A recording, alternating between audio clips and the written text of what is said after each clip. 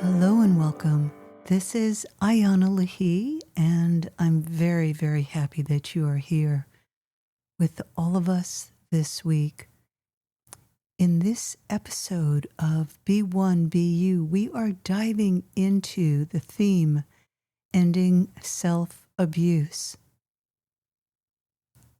Abuse is any action, any message that puts you down, that makes you feel less than who you are, and your own self-worth and presence is diminished. The presence of the light that you are, the presence of your wisdom, the presence of the you that is discovering, interrelating with life, with yourself, and others in the moment.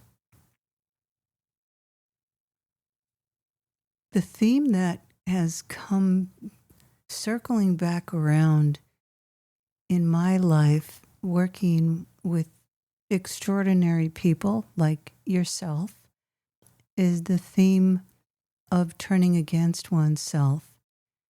So self-abuse can be put into the category of self-sabotage, blocking and stopping your own energetic creation, what you're really here to do.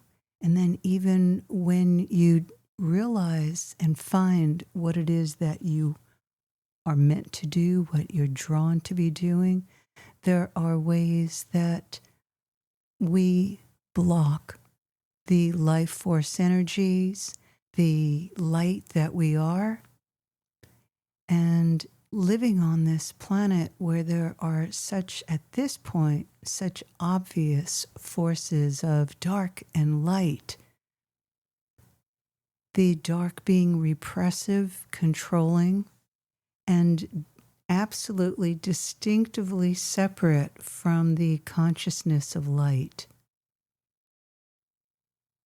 So we are always living in the duality realms of light and dark, pushing up against each other and being unable to connect and establish a working relationship.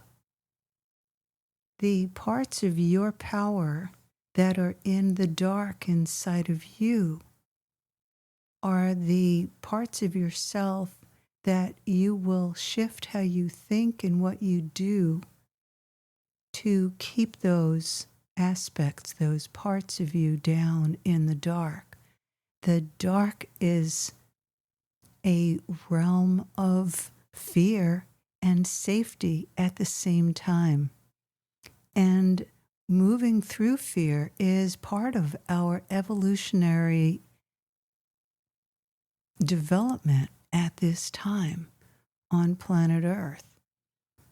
We've always had fear happening in this Kali Yuga phase of the planet, which lasts for tens of thousands of years.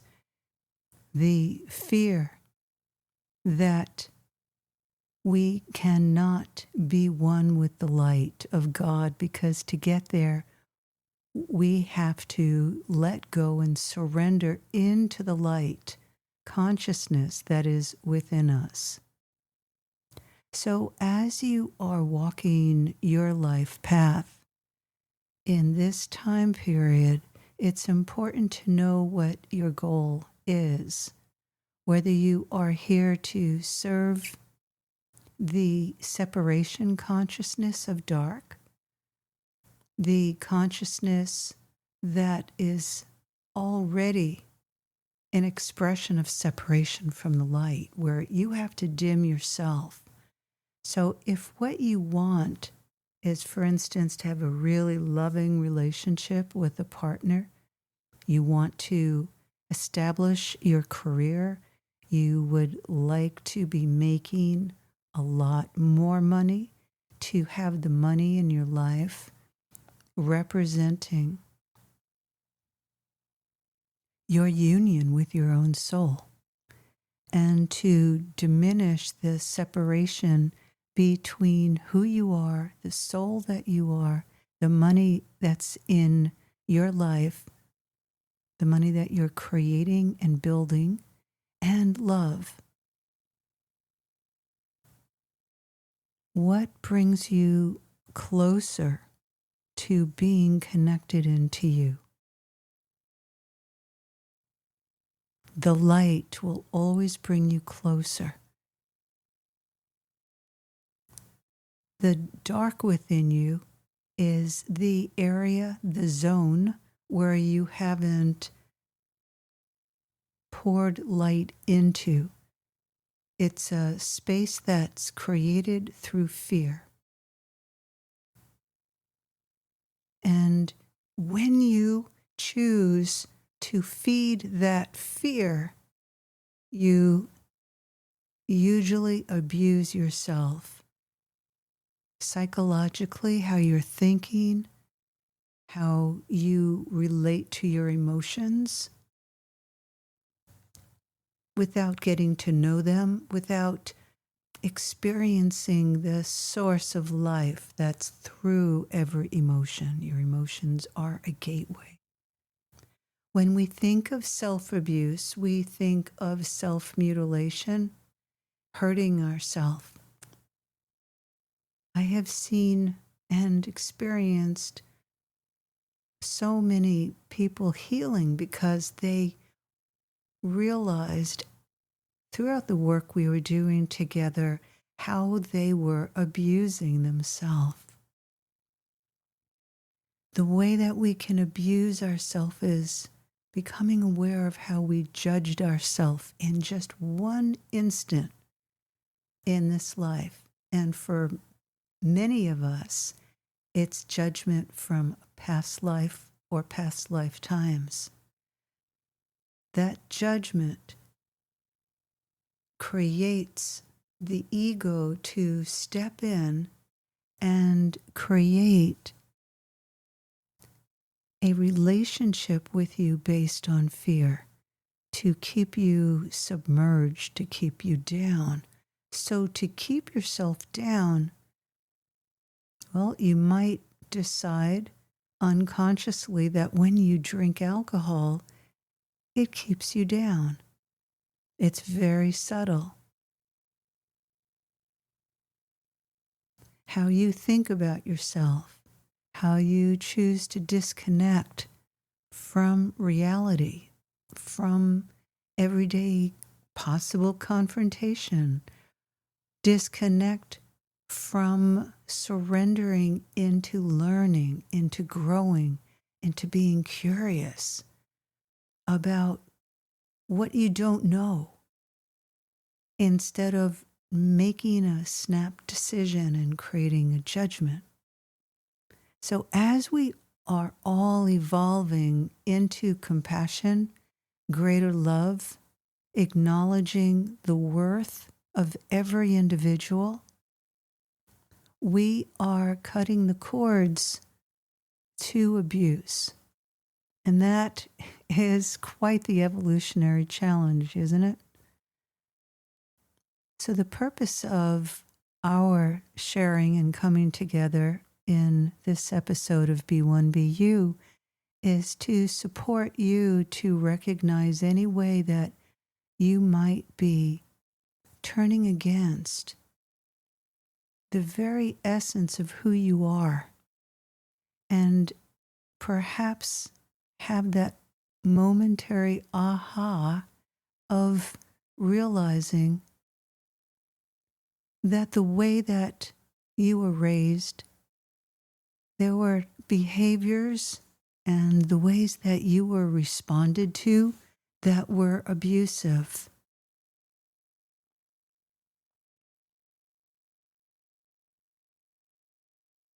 When the shadow of abuse is not looked at and dealt with, people bring it through into their life.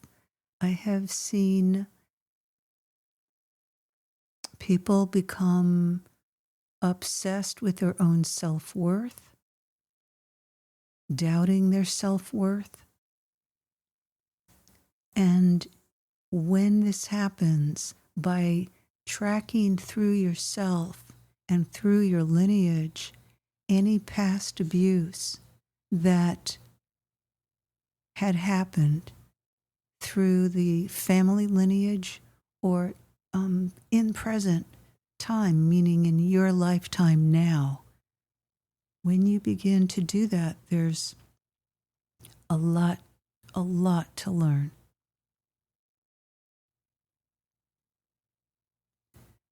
My mother never looked at how she felt abused. She intellectualized it, but she was abused and ridiculed, humiliated as a child. And this happened in the culture, in the environment that she was living in. And because of not ever working with it, she was disconnected inside of herself and was unable to differentiate between love and anger and hatred and judgment and her own inner pain. Find a moment in your life when you felt inner pain. That inner pain is then turned into a way to abuse yourself, meaning through an action that you took later on in your life, where the consequences actually hurt yourself emotionally, financially, psychologically, spiritually.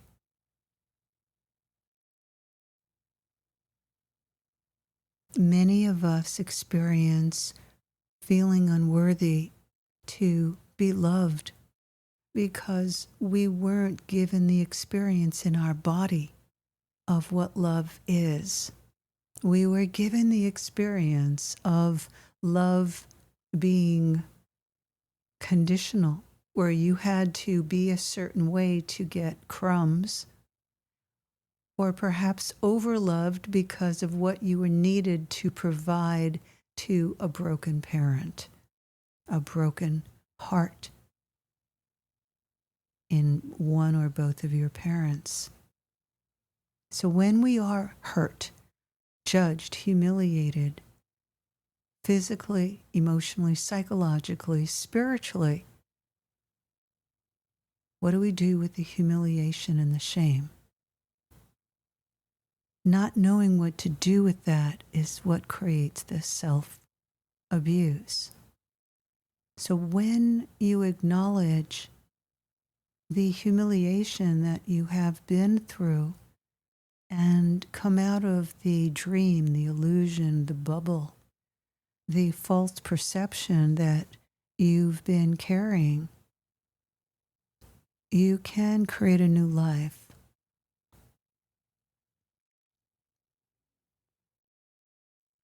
I'd like to share with you briefly a story of a really wonderful man who was raised in a family. He had 11 siblings and an alcoholic father.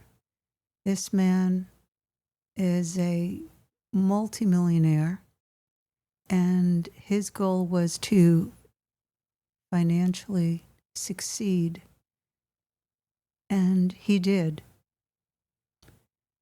Along the way, he continually experienced his own created self-abuse. As a young child, the anger that he felt in his family situation and with a father who could barely provide, and his alcoholic abuse and his own sexual abuse that happened by his father to him as a young child, and even then into right before he turned 13. He was sitting in a closet in the house one day, sitting on a pile of stacked up bags filled with just things like used clothes. And he lit a match, and the match dropped, and everything in that little closet, that storage closet, blazed, ignited in flames. He jumped out, ran out of the house.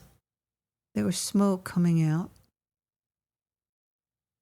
of the corners of the walls, and before he knew it, he and all the members of his family watched the house as it burnt down.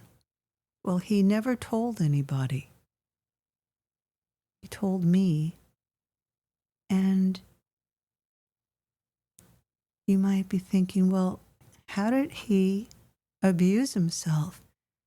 He kept his secret a secret.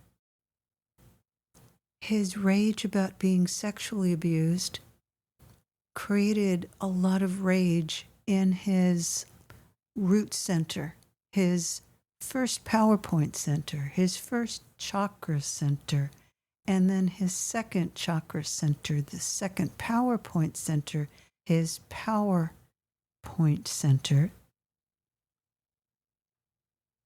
were blocked. And in order to release his energies, he began an addictive behavior of receiving sexual favors by women. And I asked him many questions through getting to know him and him opening up so that we could really heal this. Because deep inside, he wanted to heal the addiction. So his form of self-abuse was receiving a blowjob at least once a day. And over the course of, it was well over 25 years, he could work through how he had turned against himself and also had so much anger in himself because of how he was abused. And when he could move through on a full conscious level of how he was actually hurting himself, he made the decision to stop what he was doing and learn how to work with moving his own energies and opening his heart. He went from being a pretty detached father, pretty uninvolved emotionally with his sons, into being the most compassionate, loving father who really showed up. As he healed how he was abused and how he was continuing the legacy of abuse in his family lineage, he made the decision to soar as a businessman and work in a whole new way of creating a business model that would serve and uplift others. He still made the money that he wanted to, but it came from a different mindset. It wasn't the mindset that's created when our hearts are shut.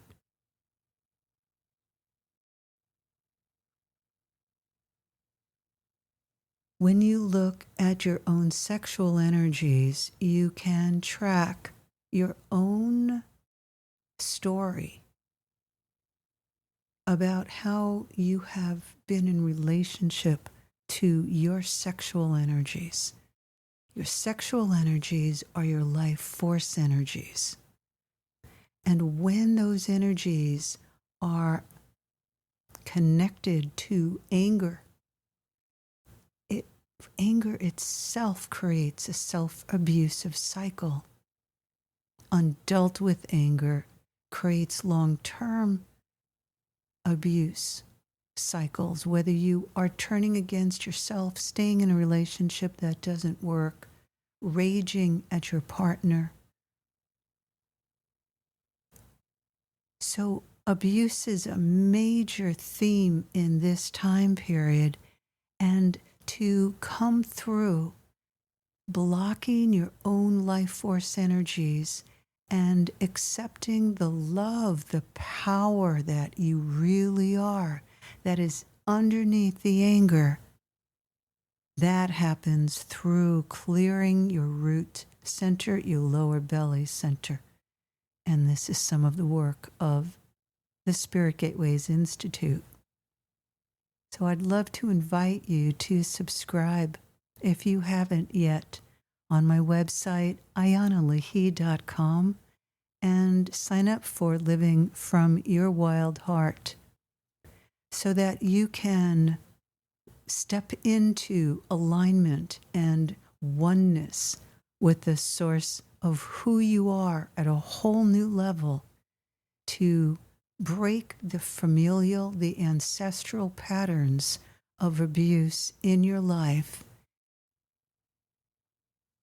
Find real love inside of you and become the leader that you are in your life, in your family, your relationship, and your career. Thank you for being here with me. Thank you for holding the light here for yourself and for others. And I invite you to keep an eye out for all of the events, the classes, the programs that I'm offering through the Spirit Gateways Institute. And I'm trying to create as many free opportunities for everyone to be able to get a taste, a feel for entering into living in a deep level of oneness, vibrancy in these times of great tumultuous change. Until next time, holding you in deep love, this is Ayana Lehi.